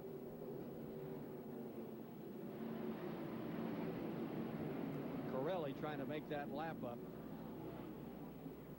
Bickle just saving those tires, but he's got to go in about another 20, about another 10 laps. That'll get him to 171 if he has any intention of making it back-to-back wins out here in the Northwest. 14 trucks still on the lead lap. Resendez is the last guy on the lead lap. Well, here comes Bickle on the outside. As the 6, Corelli starts to fall back. Not able to get it done, getting his lap back. Yep, Corelli's going to lose it. He's going to make it here. Yeah, Bickle's got him. It's a good college try. Corelli had to make that work, and he didn't. Here's where the struggle is. It is a struggle, kid. Butch Miller in the 20, Hornaday in the 16, fight it out. Butler in the 52 has been part of this thing for many laps as well. This is not the way to conserve your tires, by the way. Whoa! Miller came together right there with Hornaday. Miller on the bottom in the 20. Stacy Compton ahead of him in the 86. Toby Butler in that 52. Tight running. 0.6 of a mile track. If you're just joining us, 2 trucks broke 100 miles per hour in qualifying for this event. Rick Corelli on the outside of the front row, and Rich Bickle with a new track record. Well, here we go. This is for the lead right now. Last week, Bickle took the lead 2 times on the outside. Let's go to Steve Burns. Dick with Dave McCarty, the crew chief for Rich Bickle. It looks like Rich has caught back up to the 24.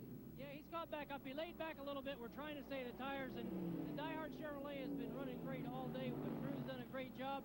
We're just right now trying to conserve as much tires as we can because you know that's the key going to be to this race. Okay, thanks, Dave. And Michael Dokken in the Dana Dodge number 18 lies in third. Dokken, 25 years old. Mom and Dad mortgaged the family business property last year in order to keep him in racing. He says, there's not enough that I can do for my mom and dad. His dad, Wayne Dokken, was a grand old drag racer. Here we come. To the inside, not that time.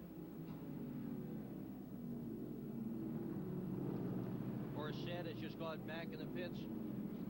Look at this move. Outside. Well, isn't that what his mother told him to do, Ken? She said right at the beginning of the show, she said, just like last week on the outside, he listened to his mother. Save the tires. Yep. Then make a run for it. Boy, he made it look too easy. Bickle around Jack Sprague and back into first place, and Dokken is closing. There's Mother Bickle in there scoring. She's got a smile. Mrs. Bliss right there beside her in the white sweater. Now, this is not over yet, though. Sprague is still strong, and tire management will play a major role. 168 laps down. That was 169 as they crossed the line. Bliss is back in 5th spot. Jack Sprague hasn't given up on this one. But boy, is this a beautifully controlled race by Bickle. He just rolled up the outside and set this number 17 right back on the point. Can it stay there? We're going to have lap 170 complete this time, 30 to go. Dokken is in the picture. Dokken in that Dodge running in 3rd spot has run the leaders down. He is right there in Kurt Rohring's truck, the number 18. 25 years old, Dokken. From Clearwater, Florida. There he is. Set on the pole in Tucson. Led 95 laps there, more than anybody else. There's a guy this year that reminds me of Dokken a year ago, and it's that Doug George in number 12. He's struggling, got everything he has invested in trying to keep running this year. Good racer. Dokken gets it all together this year, and that Dodge is up there in 3rd. Could be another great day for Dodge, just the way things are. Now take a look here. Bob Keselowski in another Dodge, and Ruttman in that Roush Ford. You're looking at the 29. See, that's 4th and 5th. Keselowski in 4th around Jay Sauter. Ruttman stays right with him. And Ruttman's coming up on Tammy Joe Kirk, his buddy from a week ago, and they both ended up on the bottom of the racetrack in turn 3. A little altercation with a few laps left on that one. Tammy Joe said that her radio was not working at all in the second half. She had no idea Joe Ruttman was there. Talked to Joe about it. He said, fine, we'll let it go at that. That's not exactly what he told me. Randy Tulsma, the number 61, flat left front. He's in the pits. Joe Ruttman having another very good day for Roush. Let's see if he gets under right here. Keselowski gets high, and Ruttman is able to hold it on the bottom but not get through. 4th place, 29 and 80. 175 complete this time by, and 25 to go. Rich Bickle just pulled up, and here comes Ruttman down to the inside to challenge another time, and the Ford beneath the Dodge. He's got him. It's Joe Ruttman rolling up another spot. Number 80 goes into 4th. Bob Keselowski back to 5th, right where he finished. 1 week back for his best finish of his career. Here's Mike Bliss. He's in 6th. Irwin in 7th, the number 98. Irwin has come the long, hard way from a provisional starting spot all the way in the back up to 6th. 1996 United States Auto Club midget champion. He's got another midget champion right in front of him in Mike Bliss. Both of them open-wheel veterans who enjoyed considerable success before joining the Truck Series. Irwin on the inside. Yeah, but both of them have done that open wheel on pavement. It's so hard to make that conversion from dirt up into this series. It's so different. As we saw Mark Kinzer find out last night in qualifying. Up in front, Sprague trying to close down on Rich Bickle, number 17. Still another time. 4 wins for Sprague a year ago. 1 win already this year. And Rich Bickle coming on strong. Will it be 2 in a row for the Darrell Waltrip team out here in the Northwest? Remember that number 17 truck of Bickle in the lead? Same truck he used last week to win the pole in the race. Same engine. All they did was change the valve springs in that engine. Take a look, tighten everything up. They did have to do a good bit of sheet metal work on it. It was bent here, there, and about everywhere. They got all that work done, and obviously they've done their work well, Ken. As Bickle in number 17 gets a 1 truck length advantage, truck and a half over Jack Sprague in 2nd spot. Bickle's the one that had the beer can collection. Sold his first collection. Got enough money to buy a stock car. Well, he may well start a new collection. He was on a nuclear submarine, the USS Georgie, this week, and traded, believe it or not, his sponsor jacket that he wore onto the submarine for a USS Georgie jacket, and that's all he's worn here all weekend. He tried the simulator, said that is a very difficult thing to drive, a submarine. Not quite as fast as this NASCAR Craftsman truck. Well, as his mother looks on, she called the shot at the start. He's in front. look at Rutman and the number 80 closing up on Tammy Jo Kirk. Remember what happened last week? Here's Mike Hogwood. We're with Randy Goss, crew chief for Joe Rutman. We've just seen him move up to fourth. Less than 25 laps to go. It's time for Joe to go now, too. Yeah, I just got by Tammy. The LCI Ford seems like it's hooked up, but the tires could run out at any time. We're hoping if we get a caution, we get hooked up with the front, we can give some trouble. Randy says you go as long as the tires will let you, and that's what Joe's doing right now. And Tammy Jo Kirk is having another good run. She's come from out back, last row at the start, and she's up to 13th position, a lap down on that number 7. And she was up fighting in 4th spot with Rutman, 3rd and 4th, a week ago when they tangled on the back straightaway, and both ended up dumping their trucks in the infield and finishing out of the top 10. 8 lead changes among 5 drivers thus far today at Monroe, down toward the end. 182, 183 this time by. This is her 5th spot, the 29. Keselowski is in 5th. Irwin in 6th on the bottom, trying to take it away. He's got it. Kenny Irwin is having a great run. You talk about tire conservation. He's got the job done, and now he's really lighting this racetrack up. Kenny Irwin out of Indianapolis. Provisional starter today, 29th when this race began. He finds himself right back up in the front of it. And there is Mike Bliss in the number 2. Last year's winner of this event. Currently in 6th. Hasn't led a lap yet today. They've been searching, trying to get as fast as they were last year. Those guys just couldn't do it. And if you're just joining us today, next truck race coming up, Odessa, Missouri, then up to New Hampshire on the 31st of May. And our congratulations certainly to Mark Martin for his brilliant victory this afternoon at Talladega, Alabama. Mark Martin victorious there. Can't wait to see him take on that 1.5 miles at Charlotte, North Carolina. 6 o'clock, Sunday the 25th on Superstation TBS. The biggie starts in the daylight, ends with all the fireworks after dark. Well, fireworks all the way through that one usually. Yellow Hope you'll be with us to enjoy it. The yellow number 19 on the bottom, that's Tony Raines, the 1996 ASA champion. That's the other Kirk Roaring truck. Dokken drives one of them, Raines drives the other. They're just zipping by Jay Sauter, who's had a tough day. His truck is pretty well caved in, and he is well off the pace in that black number 3. Tony Raines out of LaPorte, Indiana. You hear a lot from him. Started out at South Bend and New Paris years ago. Great critic of his own driving. He said he picked the wrong lane 3 times in a row last week. And he wasn't going to make that kind of a mistake again. Another one of those graduates of that Baker Motorsports that gave us Musgrave and Donner out there in the Midwest. And that great young driver that was killed, Pat Shower, drove for Baker Motorsports. And Steve Carlson, I think, is with him right now. That's where they have found this guy Raines in that Pennzoil yellow rig. Trouble on Barfield, the 55, backing up a bit. Looks like the rubber may be gone. And here's Hornaday down on the inside. And right with him comes that rookie, Compton, in the 86 up to 7th spot. Give him a call. He's had a good afternoon. And another one he started way in the back. Bilby Butler in the 52 trying to make some hay here at the end of the race. 10 to go this time by.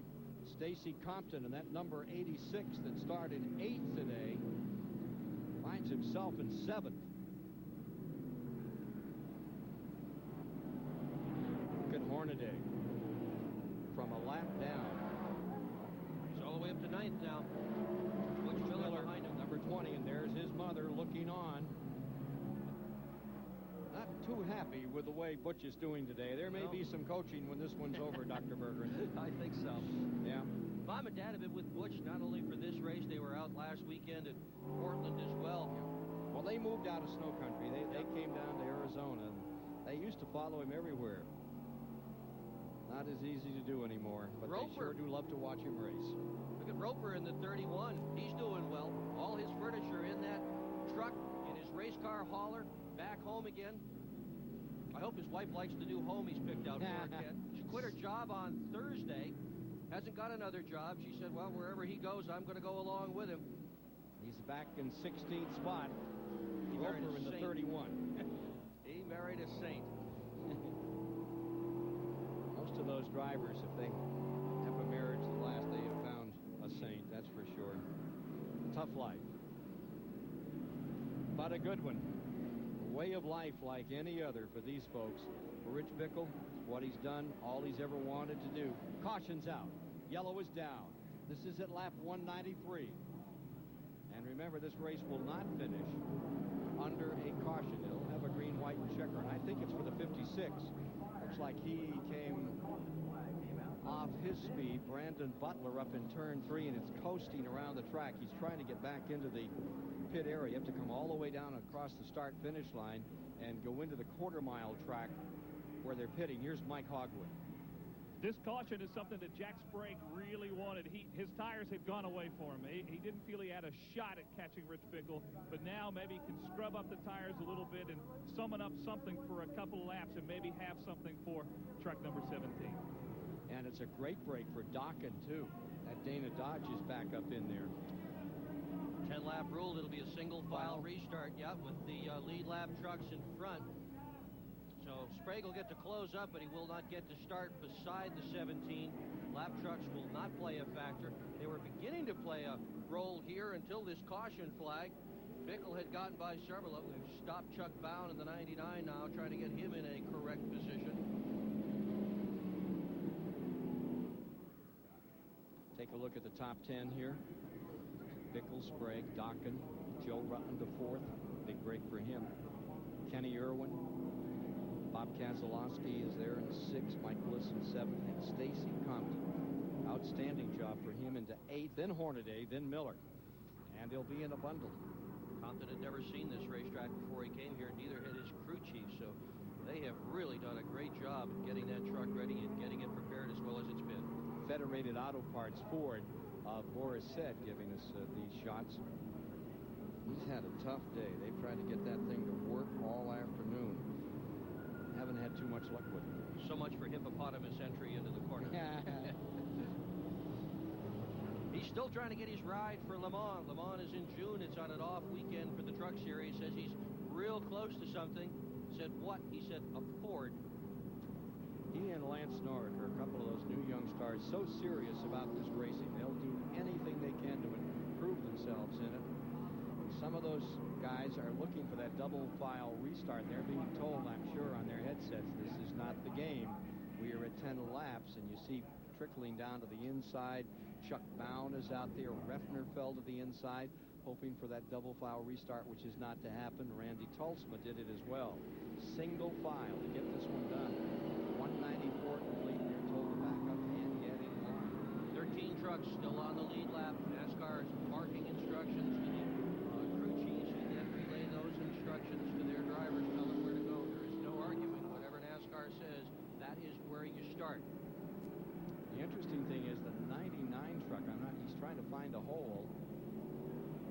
Well, he's down 2 laps, Ken. That's the problem. Bound is down 2 laps, and Raines and Kirk, they're only down 1 lap, so he's trying to figure out where he's supposed to be. He's going to drop back now. Chuck Bound just going to hold off. It's going to be a 3-lap shootout, it appears, to get this one done. 1 more lap, and then they'll get them going.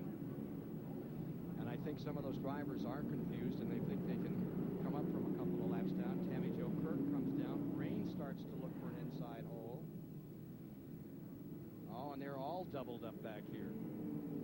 There's Rich Bickle, your man up in front, going for 2 in a row here this afternoon. Wisconsin's given us a lot of fine racers recently, and they're giving us more. Johnny Benson, of course, out of Grand Rapids, Michigan, neighboring state. That part of the country just seems to have come out of Slinger Speedway and Mount Clemens and all up through Wisconsin Rapids. In Wisconsin Rapids. Michigan, Wisconsin has some great racers. They're still trying to get these guys in order, and ladies, for this finish this afternoon. Coming green this time by. Yep, light out on the pace truck. Well, we'll see what happens. Bickle is going real slow up there in turn 3 and 4. Real slow. Well, here's where we're going to see, Ken, who can go through the gears and who cannot. Truck coming in, green ready to drop. And Bickle gets himself a tremendous start. Boy, he was on top of that one and grabbed off a couple of lengths as they came down across the line. We got one down. We've got one stopped. It's Sauter on the back straightaway. As they came around for the flag, several of them came to a complete halt as they tried to get him back in that single file start, and Jay Sauter couldn't get fired. So you're going to see green, white, and checkers to decide this one. And the problem for Bickle is he has just laid his cards on the table face up. And Jack Sprague knows exactly what he has in mind for a restart at the very tail end of the race. And yeah, Bickle will not deal himself another hand. He may well, but he's not going to get away with that move 2 times in a row. 14,000 folks have filled this grandstand at Monroe, Washington. They saw Rich Bickle set a new track record at over 100 miles per hour. He and the High Plains drifter Rick Corelli, the first two to break that 100-mile-per-hour barrier in the trucks, their third performance here in the Northwest at this beautiful 0.6 of a mile track. And Bickle has been putting on the show most of the day, some of the time with Hornaday in the early going, and Jack Sprague, who says himself he's not a short track racer, has driven one of his best. He's up there in that second spot. Now there's Mom Bickle and Mother Bliss side by side as we get down to decide this one, checking each other's scorecards. Yeah, they are. And the fans in this grandstand are some happy to have this beautiful day today. This racetrack runs rain or shine for its regular Saturday night program, and for the last 3 weeks in a row, they have had a deluge here. And the fans who have come to see the races have seen the race cars on the track with rain tires, windshield washers, and they have had to have their umbrellas in the grandstand for sure. And today is as nice a day as you could ever imagine. 70 degrees, sunshine out here, and a gorgeous view of the trucks and the mountains off in the background. 50 times a year they run this racetrack. You think of the Northwest, you think of the Northeast, you know, if you get in 25 or 30 shows, you had a pretty good season. Out here they run 50 times a year, usually twice a week. Yep, Friday nights and Saturday nights. This will not finish under caution. It's going to be a green-white checker. Jay Sauter's number 3 being pushed in. Childress truck not going to finish, and the 35 truck is being held right here at the start line.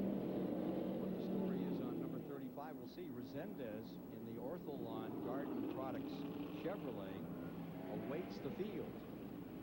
Remember, he was the last guy on the lead lap, still is showing as the last truck on the lead lap. And we're down to that count of green, white, and checkers, so they can get them exactly as they want them to get this one over with. Waiting to pick up Resendez and decided today. 1 to go, this time by. Will it be Bickle for his second straight? Will Jack Sprague win his second race of the year and his first of the short track series? Will Michael Dokken in that Dodge gun them both down? He's lying there in third, and he has had an outstanding afternoon. Joe Ruttman, his kind of day, his kind of racetrack. It's kind of a race of the big and the small of it, isn't it, Ken? Bickle, who is on the lead, is 6'5", 220 pounds. Dokken, who, there's Dennis Conner, crew chief for Jack Sprague. Dokken, I think, probably runs 130 pounds soaking wet, and Jack Sprague's right about in the middle of all of that. They don't give these guys a weight break for the heavier drivers, bigger men like Bickle. They just run at a disadvantage when compared to someone like Dokken, who's much lighter. The truck's the equalizer here. You're all the same when you strap into these rigs. Cale Yarborough made that statement once. He was standing beside Joe Ruttman. Yeah. Somebody was talking about, gee whiz. Pretty Cale's big a little guy, said, though. Hey, Cale said, we put our foot down. We're all the same size. All right, we're ready for the shootout. Shootout of the Northwest. Race number 6 of the series for the Craftsman trucks of NASCAR. And to the line they come. Green is down. Rich Bickle holds it into 1. Sprague comes after him. Dokken, nice tight line, not giving the inside away to Ruttman. Joe Ruttman goes to the outside at number 80 and going down the back straightaway. Out in front by 1 truck length, it is Bickle. Sprague tries to cut it back as they come through 3. White flag is in hand as they come up. White flag this time by. Bickle still got it. He's just got to go through 4 more corners, the backstretch, and it'll be his, and it'll be 2 in a row. Dokken, Ruttman, Sprague. And Kenny Irwin back there makes a move on Ruttman. Kenny Irwin trying to get through. Final lap. Sprague closes him down. Sprague closes in on Bickle. Bickle off 4, smooth. Pulls it back. Hits it. Comes to the line. Give the victory for the second straight week to the Sears Die-Hard truck. It is Bickle across. Let's go to Steve Burns. How about that, Dave McCarty? 2 in a row. Oh, man, 2 in a row is great. I got to thank Sears and Die Hard, the whole crew, Darrell Walter Motorsports. We had a miss with about 30 laps to go, and we were just hoping that thing was going to hold on. I'll tell you what, this is great, 2 back-to-back. Congratulations. Thank you. Rich Bickle wins it. Plastic Coat, the official spray painted NASCAR, proud to sponsor the winning finish award presented to that crew chief and the winning team today. Plastic Coat, $1,000 to the folks with the highest finishing Craftsman truck team participating in Plastic Coat's award program. And at the end of the year, the crew chief with the best average finish will win $10,000. Congratulations in order to Dave McCarty. We'll be back to meet the winner in a moment here at Monroe.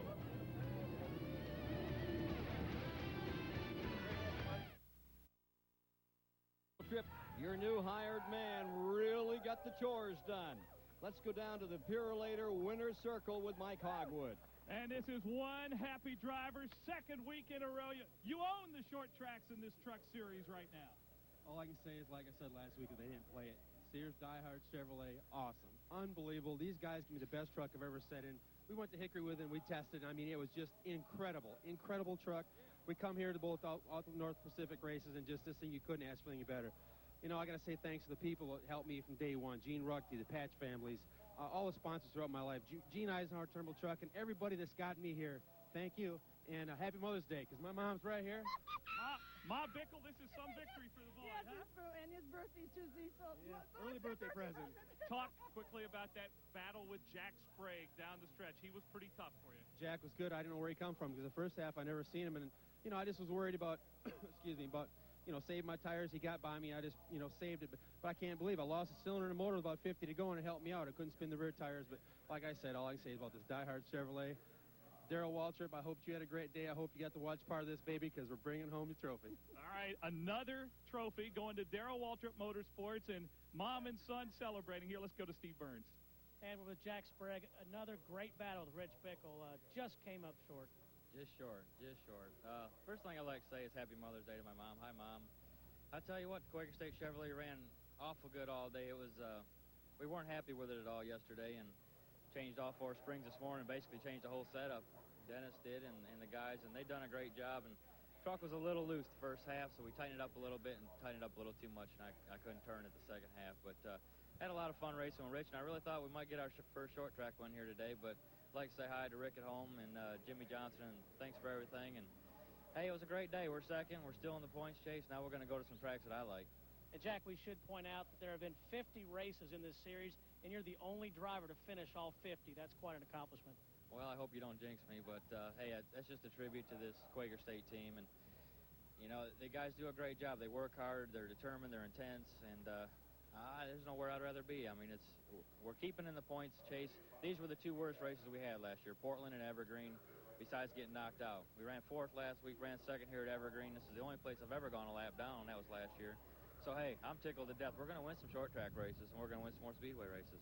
Well, Jack gave all the credit to the team, but the driver did a good job today, too. Let's go back to Ken Squire. 23rd 2 years ago, 12th last year, 2nd this year. He's getting the hang of these short tracks and doing it well. Jack Sprague, 2nd place. And Dennis Conner, the crew chief for Jack Sprague, will not have to shave his head. So at least Mrs. Conner will go home with him tonight. Take a look at this unofficial rundown. Butch Miller ended up 10th today. Mike Bliss, Keselowski, great run. Look at Ron Barfield, 12th spot. They backed up some at the end of this race. I'm sure they were out of tires. Rick Corelli outside of the front row wound up in 18th position today. And looking further back through the field, Resendez got himself a 21st finishing position on this 0.6 of a mile track. Exciting afternoon out here in the Northwest. Andy Gensman had trouble from the outset. Several good rigs didn't make this field, including, as we mentioned earlier, the folks from out in the Midwest, Carl Kinzer, who failed to qualify. That was a tough break for him. Let's go back to Steve Burns. And how about a great run for Michael Dokken? He's been getting congratulations all the way around. How about that, buddy? Well, I got to thank my parents, Kurt Rourke, Dana Dodge, Get Well Trina. My parents have really, if it wasn't for them, I wouldn't be here. And Kurt Rourke and the team are awesome. They've been working hard all year. We just had a few bad breaks early in the year, and they just keep on digging. And the truck's been awesome. All right. Well, Dick Berggren talked about how you slept in your truck last year. A day like this makes it pay off. Yeah, this definitely pays off today, and hopefully we can keep improving from here. All right. Good run. Let's go back to Ken Squire. And maybe next time around we'll tell you about how Michael Dokken does those turkeys in those parking lots. Great kid. Wonderful race for him today. More in a moment from Monroe. And as the Craftsman trucks get ready to move back east toward Odessa, Missouri, Rich Bickle extends his point lead by 10 up to 51 over Jack Sprague, and Mike Bliss moves from 4th to 3rd in the standings.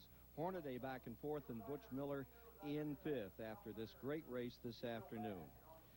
So there's how they stand at the present time as they get ready to head to Missouri and then up to New Hampshire International Speedway. Well, we're all going to be going to Charlotte Motor Speedway in a couple of weeks. Busch Grand National race there on Saturday. Bickle and Sprague were both surprise pole winners there a couple of years ago. And have a Busch Grand National race on Saturday and then that big 600-miler on Sunday. Going to start late in the afternoon, so some of the guys are going to be able to run Indianapolis, jump on a plane, fly to Charlotte, and try to run the stock cars at night. 6 o'clock is when that race will start. We'll be with you about 5:30 as the celebration continues for Rich Bickle on this Mother's Day weekend at Monroe, Washington. Outstanding race out here for the second straight week for Bickle and for that Darrell Waltrip team. Hey, coming up later this afternoon here on TBS or in the evening back east, 6:05. Join us for all the action. The WCW is coming up with a big show on Saturday night. And then, coming up a little later, we're going over to Three Rivers Stadium over in Pittsburgh. Central Division leader Pittsburgh by a half game over Houston tangles with the Eastern leader, the America's team, Atlanta Braves. Hope you'll be around to enjoy that at 7:05 tonight. And again, here we are, Saturday, May the 24th at CarQuest 300. And our special road to the championship, that's coming up on Saturday from the Charlotte Motor Speedway, and Sunday's the biggie. The Coca-Cola 600 at 6:05. Join us at 5:35 for some of the great pre-race celebration that they always have there at Charlotte. Hey, that's going to do it for today. For Dick Berggren, Mike Hogwood, and Steve Burns, celebrating Rich Bickle and Darrell Waltrip's team with another outstanding victory, this time at Monroe, Washington. It's all been a wonderful afternoon of racing, and we're going to be seeing more of this later this year here on Superstation WTBS. We'll be with you at Pocono, Pennsylvania, as well as Charlotte. Come down to the end of the season, take you out to Phoenix, Arizona, and give you more of the dramatic action there. So that's it for today. Hope you've enjoyed NASCAR Craftsman Truck Racing, coming to you from Monroe, Washington. Good afternoon. I'm Ken Squire.